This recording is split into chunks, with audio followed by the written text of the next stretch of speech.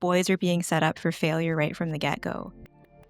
So for every one girl aged 15 to 19 who dies by suicide, 3.5 boys take their own lives. Boys are now more likely to be obese than girls. It's not a zero-sum game.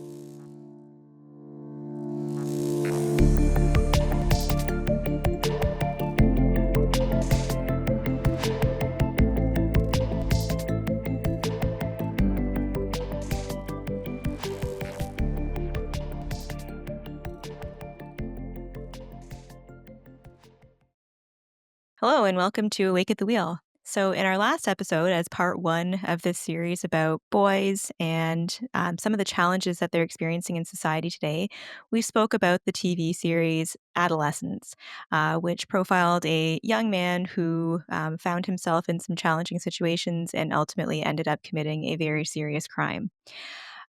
While many of the themes in that show were dramatized and perhaps hyperbolic, we do recognize that there are some of these issues that are truly taking place in the lives of boys and leading to some pretty challenging outcomes.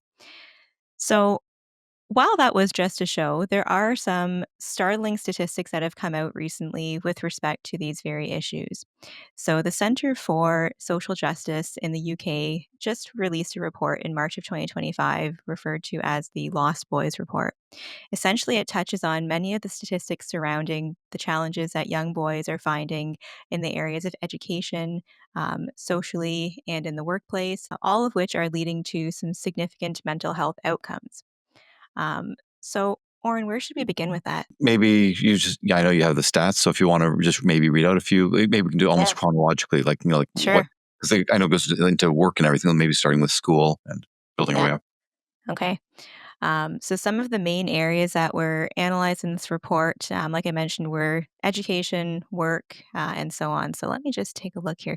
I've highlighted some of what the most startling stats are. So with respect to education and academic underachievement, and I will note that these are stats from the UK, but I do believe that many of these can be extrapolated to North America, to Canada. Perhaps the numbers aren't identical, but probably quite similar.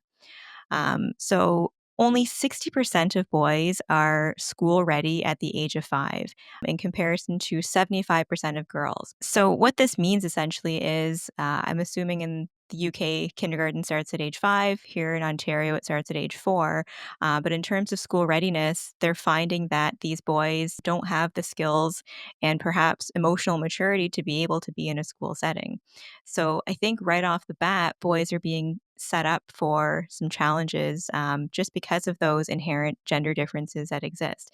And that's not to say that, boys can't go to school at the age of 4, but I believe the point of that is they are not sufficiently equipped. So right off the bat, that is certainly a challenge. Um, Additionally, this report indicates that boys make up over 70% of all school suspensions and expulsions, and more than 2/3 of students with special education needs are boys. Girls have been outperforming boys in every major subject in what they refer to as their GCSE level, which I believe is like the senior levels of high school. So girls are outperforming boys in those areas. So before we jump to the other categories, let's talk a bit about education. So again, like I mentioned, I think that this suggests that boys are being set up for failure right from the get-go. Um, in terms of things that are not being done to prepare boys, I think that first and foremost, I think back to separate boys and separate girls schools. I recognize that there's probably challenges with that, but I really wonder um, what role that played in fostering their success because it probably was more tailored to the different needs of boys and girls. It's a good question. I mean, I've seen so many people who were raised in boys and girls school separately, and it may help them in the younger years to sort of adjust. And you're being like the teaching is geared toward one sex or the other. But I can also see in their adolescent years how sometimes they're so ill prepared because they didn't have that ability. They didn't learn to navigate and negotiate, with the opposite sex and to know what interests and so on. And so it's tricky. So I think the better approach would be, I mean, especially in Canada, we don't have the funding, but that you have more either smaller classes, so it's Mhm. easier for a good teacher to to be able to control the children, so to speak, and to cater to the different needs. Or you have more teachers. Ideally, you have two teachers per class, and you can have different groups. And it doesn't have to be only boys and only girls. But if some children have a hard time just sitting still and listening, and they need to be more physically active, which we know is more likely with boys in general, and then when you look at the increasing rates of either legitimate ADHD or Mhm. ADHD, where they have a hard Mhm. time, regulating their emotions, then you could have one group doing this more quiet, thought out process, or activities, and the other group being more physical. And then when they're a bit tuckered out or whatever, then you can either integrate them or switch or do something like that. To me, that would be the ideal solution. But unfortunately, with despite being taxed to death in Canada, they're not using those resources properly, and the schools are not set up for that kind of success. Absolutely. Yeah. So, with regard to employment and work status, some of the really troubling stats that this report highlights are there has been a 40% increase in the number of males aged 16 to 24 who are either not in education or employment or in any sort of training. So they refer them as NEET and EET um, boys. So that's almost half of that age group that are not doing anything. For obvious reasons, that's very problematic. Another stat here is that young women age 16 to 24 now earn approximately 9% more than young men in their first time employment. Um, so, this is really important because I think that there's been a lot of talk about the pay gap between men and women, but it seems like a lot of these challenges are now contributing to a reversal of that, but not in a positive way. Well, not in a positive way, and it's still just being ignored and denied. All right. And if you try to speak to somebody who's in a position to do something about it, whether it's an academic, whether it's a policy maker, whoever, they just look at you and it's as if you're speaking heresy, basically. You're speaking against the orthodoxy, which is no, no, no, women are disadvantaged. Don't you know that? And they'll try to think of all these excuses to negate the findings, and they will say, okay, well, that's 16 to 24. But when you look later, that as they get more into their careers, that reverses back again, and that males are more likely. And they talk about all these, the number one factor, of course, that women, if they choose to get pregnant, they are sidelined for a period of time. So, and then once they have kids, they're still more likely to be, contributing to the family and taking care of them. That hinders their career as well. So, yes, these are factors that cannot be denied. But that's later on. Early on, when you're having so many young men feeling discouraged, when they're saying, why, even if I look at job applications, we've talked about this in previous episodes, where, if you're a white male and you're being told, well, these positions are literally, at least in Canada, like they exclusively state it's only for certain types of people, and you're excluded. And you go, wait a second. And I mentioned this before.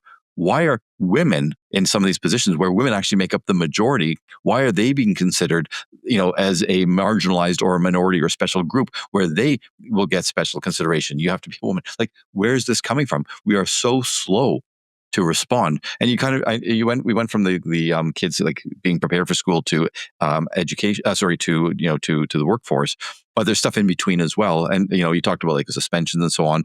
But there's other stats as well, which is, and I don't have the numbers off the top of my head, but for many years, at least since the 90s, and I want to be very clear here because Christina Hoff Sommers, I may have mentioned her before. If you check her out, Christina Hoff Sommers, SOMM, she has a podcast called The Factual Feminist.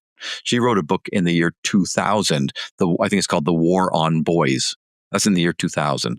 Mhm. And prior to that, she wrote Who Stole Feminism? I think that was 94, 95, maybe, or early 90s. So, and she was citing statistics about like stuff that we're talking about from, late 80s, early to mid 90s. So it's not like it just happened. This has been going on for years.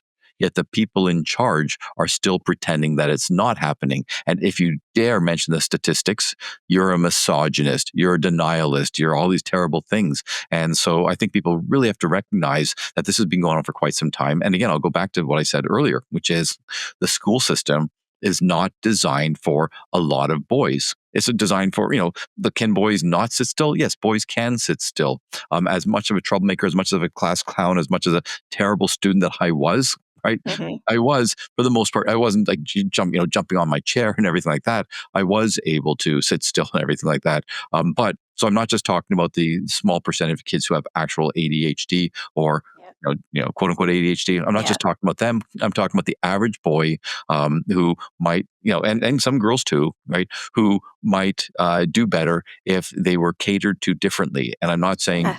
narcissistically cater, just recognizing No. boys and girls have different learning styles, have different Yeah. cognitive needs, and Exactly.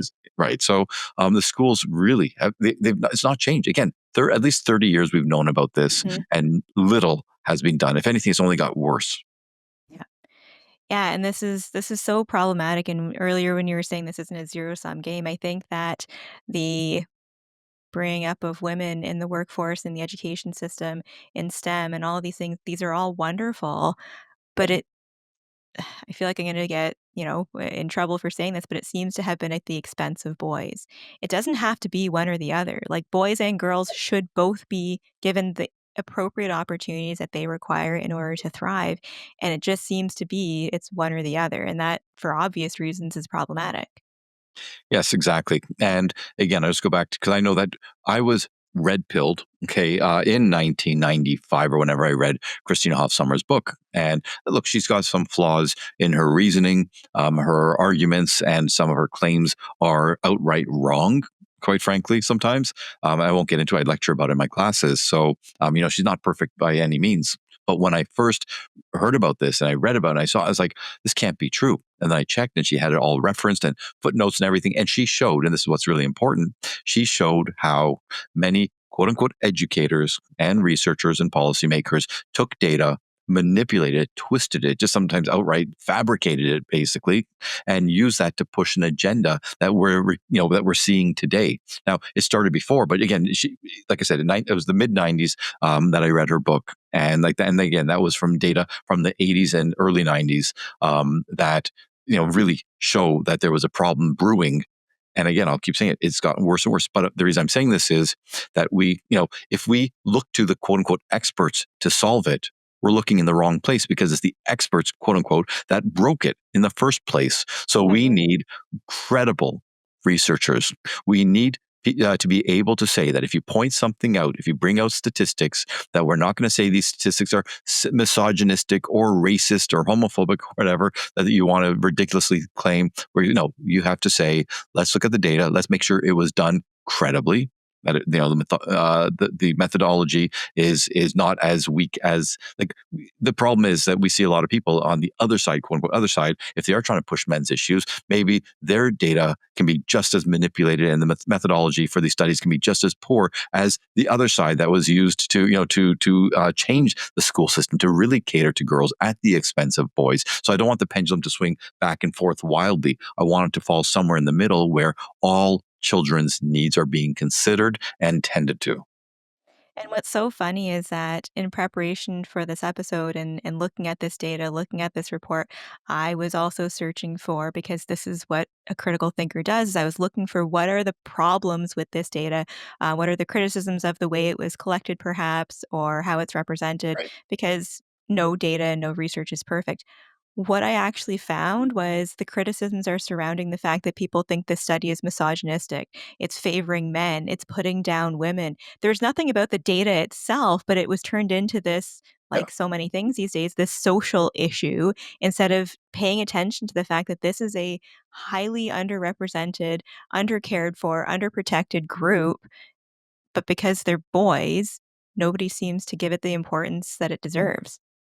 Exactly. And that's why I was saying earlier, that's why I want to lay the blame on the people who have framed the narrative and have made it such that you can't speak out. Otherwise, you just get tarnished as misogynistic, et cetera, et cetera. And Yeah. nowadays, we've got a whole bunch of other labels we can throw on you colonialist, blah, it's ridiculous. Let's look at this portion of the population. We said it before. If boys struggle, girls are going to struggle too. If men Absolutely. falter, women and society falters. And as I said before, it goes both ways. If it was a crisis with women, we would be talking about the same thing, and we would say that if we're not tending to these problems, then everyone's going to suffer. But just seems Yeah. different when it's males.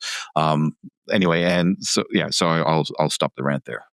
So here's an actual question, like, and funny enough, I was planning to speak with you about this, like, privately, but while we're talking about it, why not do it on our podcast? So, as you Okay. know, we have the scholarship with the clinics for individuals who are entering the field of psychology who are visually impaired. This is obviously very important to me because I'm visually impaired and I work in the field of psychology. Representation is important. Getting, some sort of assistance can be very difficult when you're dealing with these challenges, blah, blah, blah, so on and so forth. I don't need to plug the scholarship. But in looking at the challenges that are actually out there and in looking at these numbers and recognizing, even in our profession, we did a whole episode about the underrepresentation of men in our profession. What do you think would happen if I create a similar scholarship for boys that are in need of additional help? They're underrepresented, they are now marginalized. How do you think that would be received? And I'm So serious that I think this is something that could be important and helpful to boys. I think it would be really important. And I think that, like, I'm glad you're putting me on the spot here, but I'll tell you, I'll be honest, right? We've talked before about this. Males are underrepresented in the field of psychology and psychotherapy, whether it's the teaching or whether it's the, even worse, the clinical application. And so I think you get a lot of blowback, but I think it would be good to raise the issue. And I would be right beside you saying, show me one reason this is a bad thing. And if we talk about parity and equity, then why is it, if we have, Mhm. I think, like about 80% of the field being female, Yeah. why can we not have males?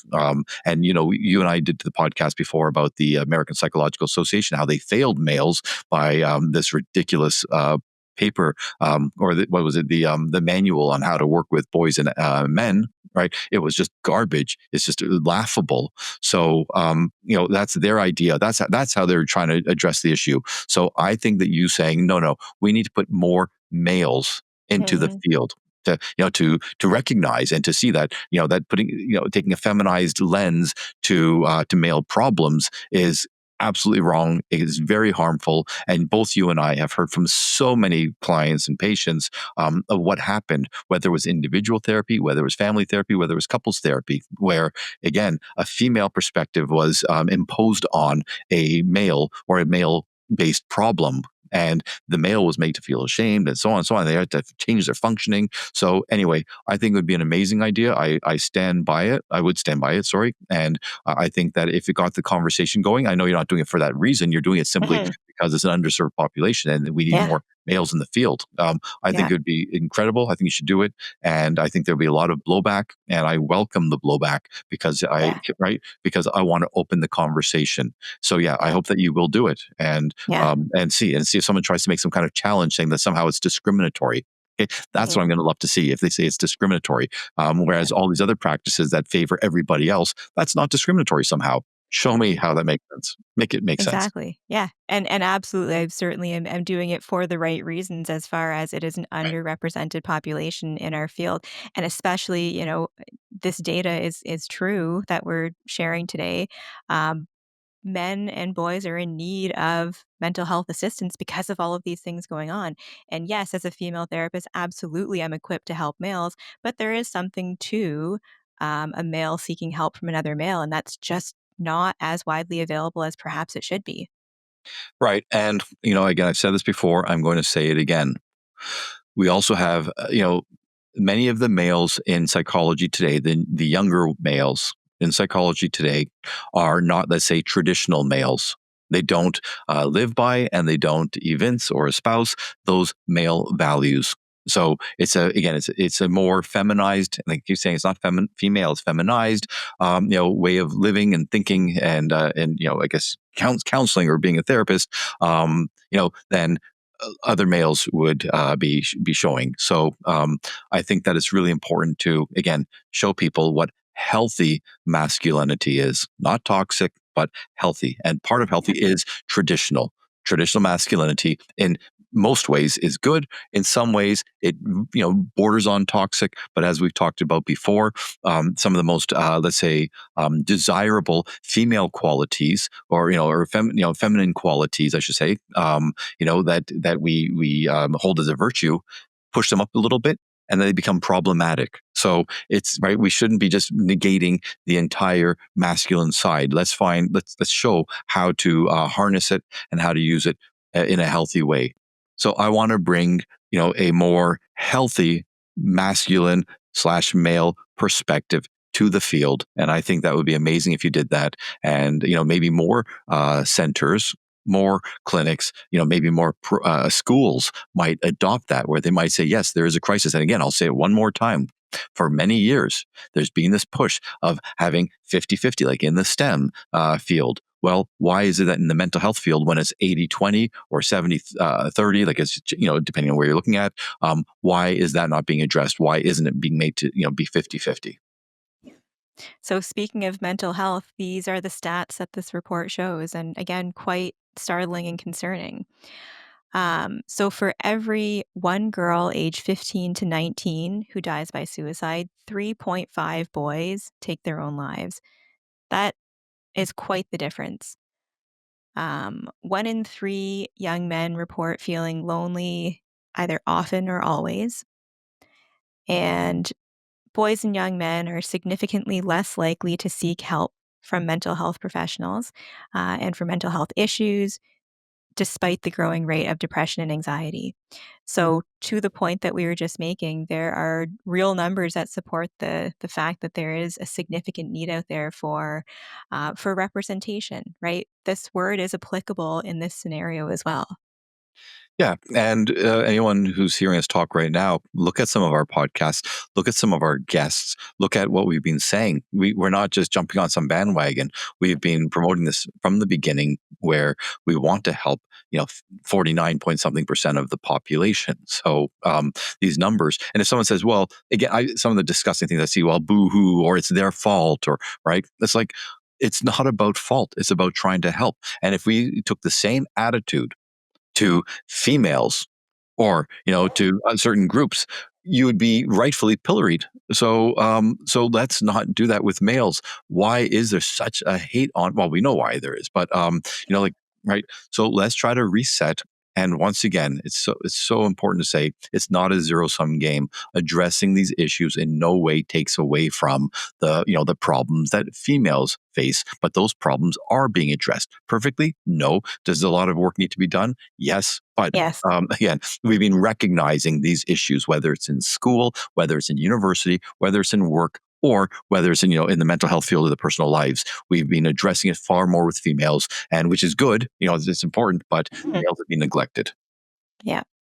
So, in our last episode, talking about that show, Adolescence, we spoke about the family dynamics, the relationship with the father, and the role that that played. So, some of these stats discuss that in particular. So, with regard to let's see here. So, family breakdown and fatherlessness are also significantly impacting boys. And again, this isn't to say that girls and females require strong family dynamics and family situations, but since we're talking about boys, these are the stats surrounding that. So, 1 in 5 children in the UK, so around 2.5 million, grow up without a father in the household. Among young offenders in the UK who are in custody, 76% of them come from fatherless homes. And for some reason, this next one really was startling to me. So, the study found that boys are more likely to have a smartphone than to live with their father. That one really got me. And I understand everyone has a phone these days, but Right.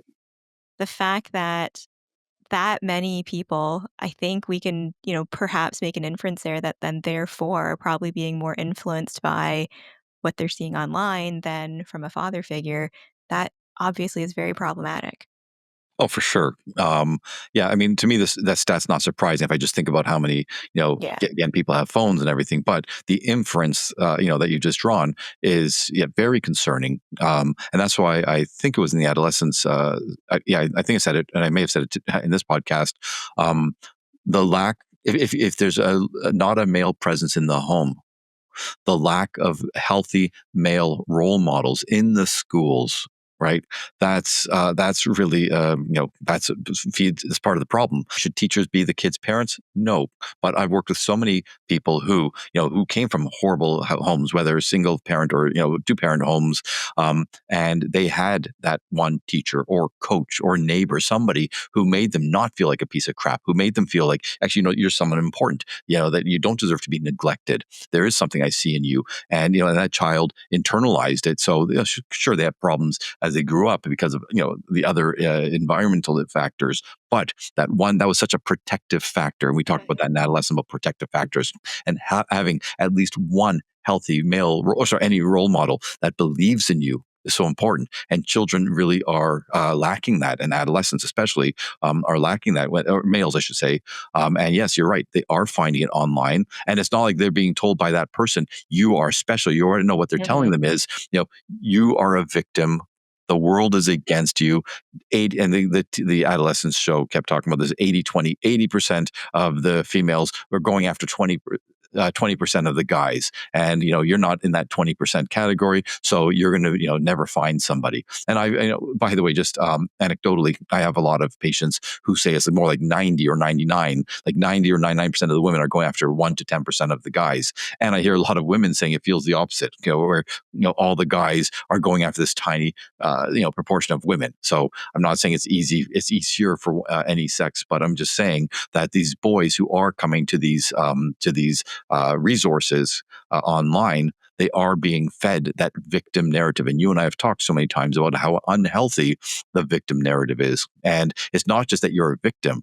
It's you're a victim and here's what you can do about it. And it's not, hey, work on your social skills, do this, do that, work out, have a good diet. No, I mean, sometimes it is, by the way. And that's why Andrew Tate Sure. gets right, because some of his message is about self-respect and it, working out and doing all these things, get a job and so on. So so there's that unfortunate sprinkle It's of not fun. all bad. That's Yeah. not all bad, right? And that's what people point to. But there's a lot of bad as well, right? Yeah. But again, it's the healthy role model that's lacking. Telling that all it's saying is, yeah, these women, they'll ridicule you, they're terrible, whatever. So Yeah. you don't need them, and then. And the same thing, a lot of women, we've talked about this before, a lot of girls and women are hearing the same thing about guys. You don't need them. Like you're whatever, is girl Independent woman, you don't power, need no man, so on and so exactly. forth.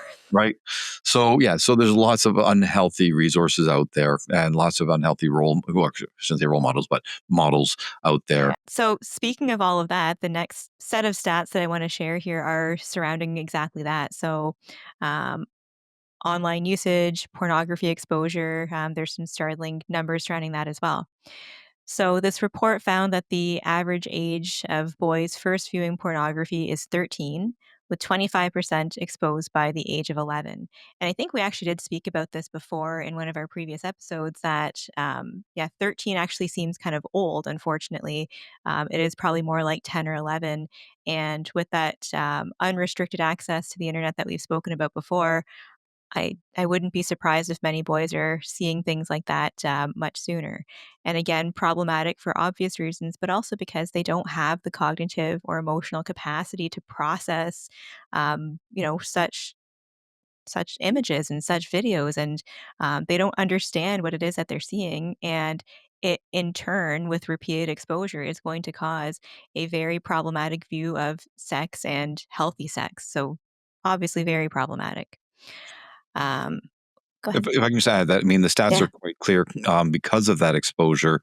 Um, you know, males, boys, adolescents have about as much anxiety, fear, shame, and everything about sex as girls traditionally have had in women. Because if you look at all the studies previously, it was always very different. Now, was it just self-report differences where people, as males, are not supposed to think that way? I don't know, but I do. Like, I don't know how much of it is legitimate versus how much is a self-report issue. But I will say, based on everything that I have seen over the many years of teaching about this and having worked with so many patients in this regard, I would say that yes, being exposed to all this imagery at such a young age, and then the expectations being put on them, the fact that they know that so many of their female counterparts have seen the porn as well. So now they're thinking the bar is raised so high. I don't look like that guy. I can't perform like that guy, and Mhm. and they're believing that all these young women and girls have had so much sex before them. It's so intimidating that truly males there. It's as I said in the I think the previous episode, maybe this one, that people are having sex later in life, Yeah. like sexual intercourse. And so the later it is, and if you believe that everyone else is having it, the more terrifying it is, the more Yeah. intimidating. And like I said, it's leading to a truly unhealthy relationship with sex for so many young people. And I would say, again, it's like I said, when boys have reached parity or equity in that regard, that's not a great metric, and the No. in fear, anxiety, shame, right? So obviously, I don't want girls or women to have that fear, anxiety, or shame as well. But of course not. But the fact is, it really is like it's permeating, and far more people are feeling that way, and especially the boys because there's more pressure on them. It's becoming less. It's more that there's a lot of pressure on the girls as well to act in certain ways and to have a high kill count. In the old days, and that's a shift that's happened over the last couple of decades, Yeah. where previously girls, if they had a whole bunch of partners, they would always minimize it. Now there are more and more girls and women who are exaggerating their kill count because that's what they're being told. That's the social influence, and when the social influence is coming not just from peers but from these wide sources of unhealthy influencers, then what can we expect but what we're seeing. And it's so confusing because I don't think, and I certainly don't know, I don't have any real data to support what I'm about to say, but I don't think women are getting that advice, let's call it, from men. I don't think that men do or have historically found that attractive to have that high kill count. So I don't know if it's born out of this toxic femininity where, you're free and independent and can do whatever you want and so on and so forth. And then in turn, I'm sorry, but you're disrespecting your body and yourself. I don't know where that messaging comes from other than from other women. It is from other women, and all the research. Again, I've taught about this for so many years. The research is clear that the double standard, the unhealthy messaging, it does come from other females. People don't like to say it, but it does. Now, when it comes to pornography, are the mass the vast majority of the producers of the pornography, are they male? Yes. Okay. So I'm not denying that part. But as far Mhm. as the even peer to peer, let's say, influences, it truly is that females hold the more toxic views toward other females. The research is undeniable. Yeah.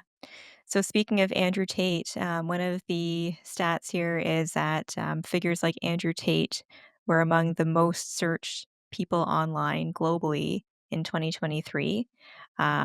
And the report suggests that this highlights a massive influence of online misogyny on impressionable boys.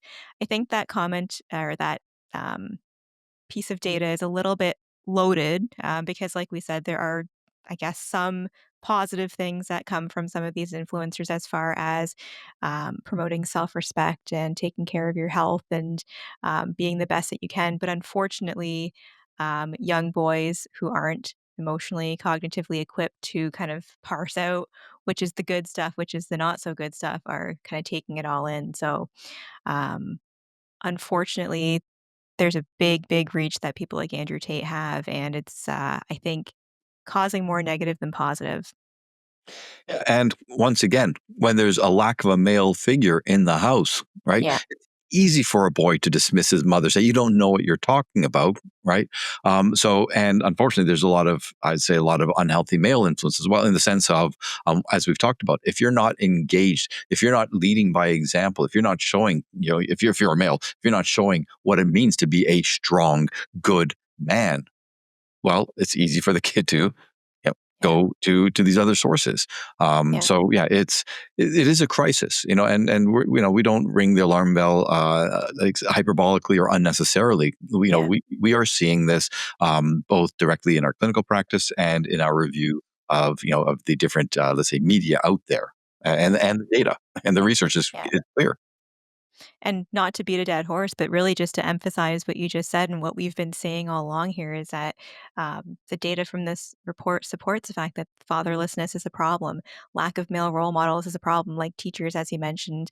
We've spoken about the lack of males in the mental health field. So, yes, unfortunately, if boys don't have strong, level headed male role models to turn to, unfortunately, this is what they're turning to because that's what's available to them. Right. And I will say one more thing. I mean, I'm not trying to weave gender ideology into this, but, and it's not just more recent gender ideology. The fact is, for many years, that feminists, and I'm not crapping on the good feminists, because I think the good feminists have done a lot of good for society. They've brought women up. They've raised issues that were being neglected by a lot of males. So I think they've done a lot of good, but they've also done a lot of bad. And one of the things is, as much as the gender ideology today is confusing children about you can be a boy, or if you were born a boy, you can change to be a girl, and this and that, and it's a spectrum and all this other crap.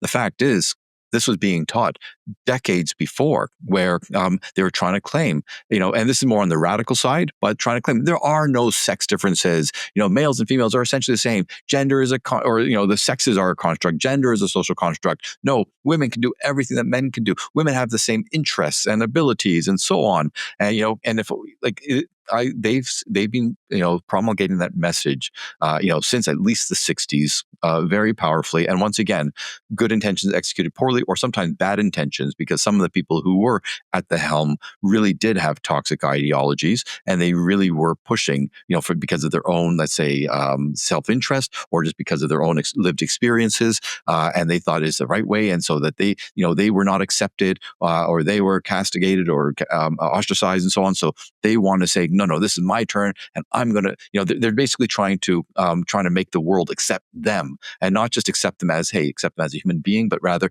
accept them as my beliefs trump all, and you have to listen to me. So there are some people like that, and others who just had good intentions, but everything got messed up and everything like that. And I'm just saying that these gender conflicts, these issues with what is healthy, what is desirable, what should people aspire to, and so on. It's been going on for many years. And again, the fact when they were trying to pretend that males and females there's no difference, that's all a social construct, right? This is part of the problem. And I am not, for anyone who knows that I come from such a non-traditional family, that I am not trying to impose a patriarchal structure, or women should know their place. I'm not. What I'm saying is, we really need to step back, and we need to look at the messaging that has been promoted for all these years, and say, why have we either bought into it, or why have we accepted so much of it as fact, as opposed to it's a theory, or it's an ideology, or it's an agenda, and maybe we should really look into it and see whether it's doing more harm than good. And that's not Yeah. happening enough. Well, because here's the actual fact is that this period of time for kids is so confusing from an identity perspective, period. So, gender ideology aside, it is such a confusing time where kids are trying to figure out who they are. So, now add in all of these other messages that they're receiving, whether it's from school, whether it's online, whether it's from Andrew Tate or whoever. These kids are incredibly confused and don't know what to make of who they are and who they want to be. Oh, for sure. And it's being imposed on them from a younger and younger age. And Yep. partly it's the school system, and partly it's because they're having access to social media. And as you said many times, right, they're just not cognitively, or, intellectually, or emotionally equipped to deal with this, or interpersonally. And they're just No. role playing. They're role playing these things. They're using these Yeah. words and terms and beliefs that they just don't know how to handle. Yeah. So, the last area of the report that I want to discuss here is surrounding health and general well being. So, one of the stats that they share here is that boys are now more likely to be obese than girls by the age of 11. And there has been a marked rise in body dysmorphia, as well as eating disorders among adolescent boys. And these are conditions that once were thought to primarily affect girls. I know specifically in the 90s, there was some significant challenges surrounding eating disorders and body dysmorphia. And I know it was blamed predominantly on um, the uprise of magazines like 17 and YM and airbrushing and all of that stuff. Um, and I think for the last several decades, it probably was mainly isolated to, maybe not isolated to, but focused upon women, even with social media and girls going through puberty and seeing these images of filtered women and so on and so forth. But now this is being put on boys as well. And I imagine, and I don't know the answer, perhaps you can fill in the blanks here, but I imagine that there is some cognitive difference between the way that boys and girls are interpreting these things, but there seems to be some intersection that's happening now as well in the way that they're being impacted by these images. Like, 'cause I don't think that they're the same things that boys are seeing that girls are seeing that are influencing these problems. Well, yeah, I mean, they're seeing different images, but I think the messaging is the same. This is not only some an ideal to aspire to, but if you don't have it, you are deficient. You are less Mhm. than. You are other. You are not going to be included. And so that's what's really being seen. And for boys, yeah, the body dysmorphia. It used to be about 90% were females, and it was an interesting study that, or studies, where the vast majority of males who had body image issues and eating disorders were either gay or bisexual. Okay, that was it was a Mm. stat. Okay, so that 10% was predominantly, or there was a higher percentage of, again, gay and bisexual boys and men in that, and that's because, socially there was more emphasis on having the certain, the certain body type, and but that need to have that body type has spread to the broader male population.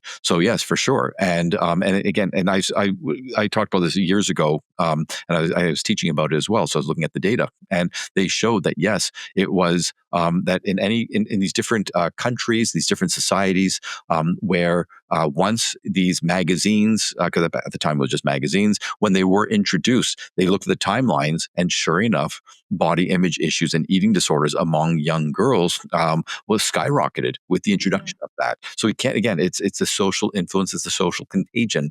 We cannot deny that. And females just happen to be, whether it's neurological or whether it's sociological slash cultural, which I'm going to say it's both. But the girls seem to be more susceptible to this, and the pressure's put on them. But now it seems to be affecting boys, quite a lot. And look, we're social animals, right? Boys and girls, men, women want to fit in, want to be a part of something or some group, some identity. And when so much of that fitting in is based on your appearance, when your value is, ascribed to you based on that appearance. And again, your boys are being told you got to look like these jacked monster guys and everything. And they know Yeah. that no matter how hard they try, they just can't get there. Okay. Or they're going to have to take supplements or testosterone Yeah. or steroids. Like it can seem so daunting and overwhelming. And so a lot of the boys, they'll just check out and they'll identify with this other group, which is these guys who have nothing going on for them. They're Mhm. online, they're either trolling or they're playing video games or they're doing something that has no meaning and purpose, right? Because it's the easier way because they want to belong. So I can either belong to these guys who are really killing it and they're successful and they're getting all the Mhm. girls attractive and they're making the money and everything. Or I can identify with this group that's not doing so well, but at least Right. I'm part of this group, right? And the bar is so low that I feel comfortable. So this is something that we really have to, to look at. And, again, it's not exclusive to boys and men. As always, we're not saying that, not zero sum game, but it is something that's becoming more and more prevalent. And yes, the mental health Yeah. crisis we talked before. The number one metric of doing badly, I would say, is suicide, not attempts, but completions. And I said that in a previous episode. You mentioned 3.5, to every one. And if you look at the Mhm. different age groups, men always outnumber. Or males outnumber females up to maybe even 4 times as much. So Yeah. again, that's a pretty stark and bleak metric. Yeah, and back to what you were saying about the, boys being exposed to content of fitness influencers. I think these fitness influencers are very problematic because on the face of it, it's great messaging, right? Take care of your body, work out. But I think a lot of them are purporting to be like all natural and they don't use Right. steroids and drugs and things such as that. But the reality is they actually are.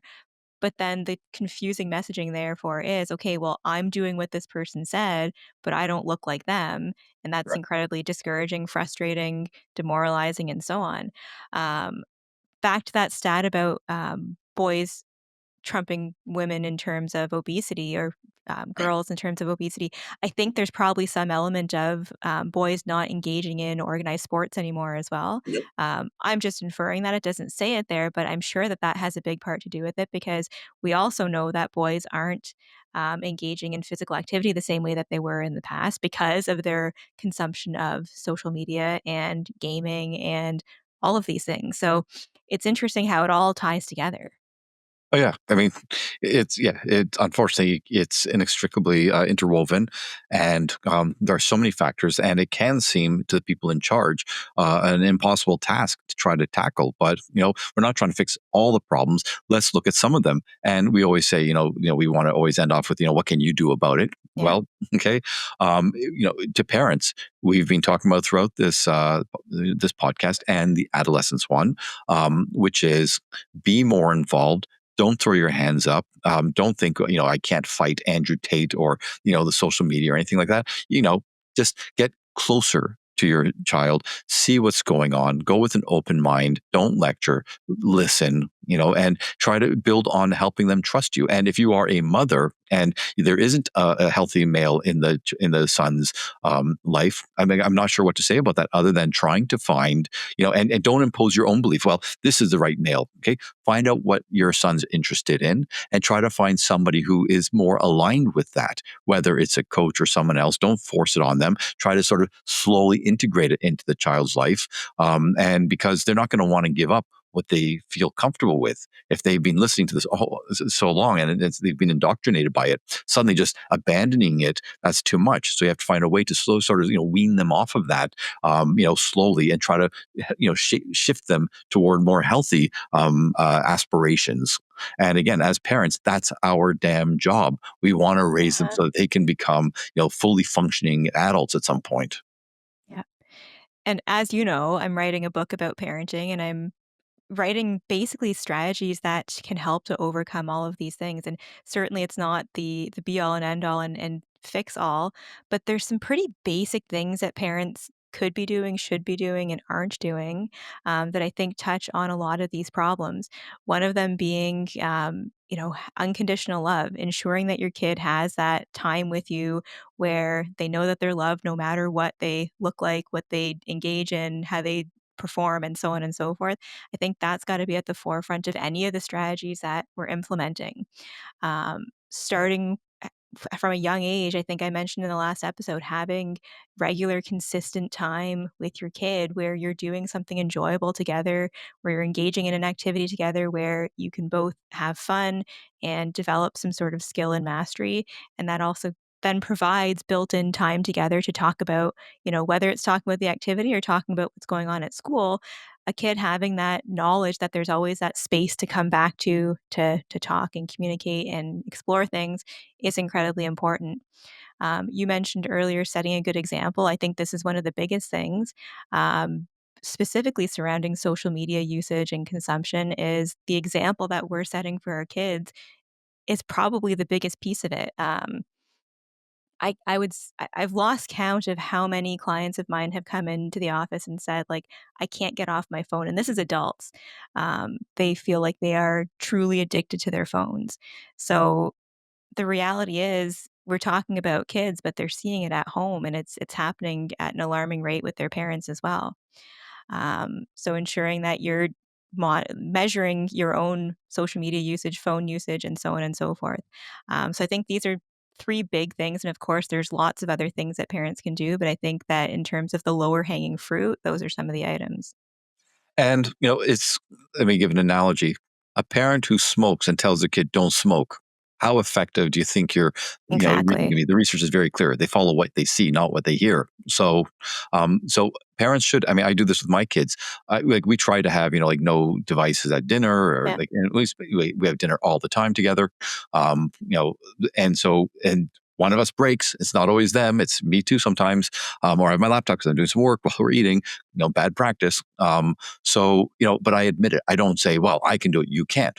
right? Right. So, and I tell them that. I say, yes, and I am a psychologist, and I have a hard time putting down the devices and everything. So if I'm having a hard time, I assume you are too. So Mhm. you can't judge from above. If like you have to admit, parents have to admit to the kids, yes, I've been captured by it as well, and I'm trying, really hard. Now, some kids will, kids will try to say, well, you're being a hypocrite, but you're not being a hypocrite if you're acknowledging it. I have a problem. So we need to all work on these problems. So I think it's really important for parents to be non-defensive in that regard. And once again, the Andrew Tate of today was, I hate to say it, the Beatles or Elvis of the 50s, okay? Now, or 60s. Now, it's different messaging and everything. But what I'm saying is for kids, it's the same idea. Simply, Right. you're out of touch. You have no clue. You don't know what you're talking about. You're watching CNN, and taking that fake news and so on. Like the kids have lots of ways to dismiss anything that you're trying to say. So recognize that you're not coming as a credible source in many cases, or as Mhm. an authority figure, which that's partly your fault if you're not seen as the authority figure, right? Sure. Right. You should always be seen as the authoritative figure. You may not be the authority on these facts, on Andrew Tate and so on, but you should be the authority figure. And too many parents are not taking that role. Yeah. And again, they're just saying, well, what can I do? Because of all Mhm. the Andrew Tates out there. And I wanna add something there. I don't think that there's anything wrong with parents saying, "Fine, maybe I don't know. Help me understand." Right? So I Exactly. think that that's a really important opening of the door of communication and understanding their world because, yeah, the reality is we don't get it, right? We're from a different generation, a different time, a different stage of life, developmentally different. I acknowledge I don't get it, so help me understand. Exactly. Yeah, and that's really important. And again, you come in with the open mind.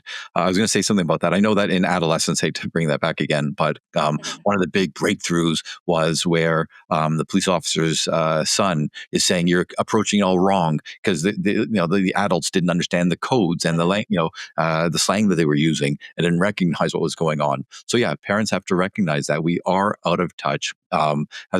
I was going to say something about that, but I've lost it. But I do think it's really important to come there with a bit of humility.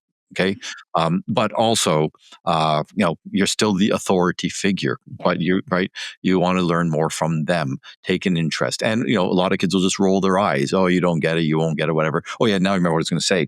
Choose your words carefully. Okay, you don't have to say that you like it. You can even say, look, I don't like this type of music, or I don't really agree with whatever. Okay. But I'm learning to, and using words like come to terms with it. Okay. Or I want to learn more about it. Just make sure that the kid doesn't know or doesn't look like that you're just BSing them. Right. You Mhm. have to, use the proper words. Okay. And if you go all in so hard and everything like that, well, that's gonna A, look ridiculous, and B, not be so believable. You're going in there tentatively. And again, be honest. You might say, look, I've heard a lot of bad things about, let's say, Andrew Tate. We're just going to keep using that same example, right? I've heard about that, and I know there's more than one side of the story. And like, just, do that and go on AI. If you just go onto AI, one of the many free AI services, you can ask, what kind of phrases can I use? Okay. Or what are, give it specifics because it'll, scour the internet and it'll find the right language. Try to use that language in a way that seems natural. Okay, if you're trying to use their language completely, you're going to look like a fool. But right, right, right, recognize the kind of word they're going to use and so on. And try to, again, use that kind of stuff and just say, I want to learn more. I understand. Like I said, you say you don't come. You try to balance honesty and genuineness with strategy and Yeah. figure out the best way to approach it and know that you're probably going to be rebuffed a number of times. You're going to be ridiculed and everything like that. But as a parent, if you just throw up your hands and give up, you're failing as a parent. You have to come back. Yeah. You have to be resilient. You have to go and just try your damnedest. And if you don't believe me, go onto YouTube, find the video. There's so many videos. There's like this one video of this cat, okay, and a wild cat or an abandoned cat is brought in, and the mother or this mother cat goes to it, and the cat's whacking and whacking away at it, and the mother just sits there and she's calmly, slowly, going. So sorry, it's not that. It's not even that mother's kitten. It's a female cat. Sorry, going to this kitten, okay, and it slowly just it endures, and then eventually they're sort of sitting beside each other, and so on. Right? Think of it that way. That'll be your Yeah. metaphor. Okay, Yeah. that's your kid go pa pa pa. Okay, eventually. And speaking about side by side, we've talked about this in another podcast. One of the best times to have these discussions is if you're driving, if you're in the car, because you're not Yeah. looking at each other, you're looking. It feels a bit more comfortable, Mhm. and you just you sort Especially of, with boys. right, exactly. Yeah. Yeah. Okay. Especially Yeah. with boys, right? Having that conversation, just kind of look and expect to get a lot of, yep, yep, I don't know, fine, good, okay.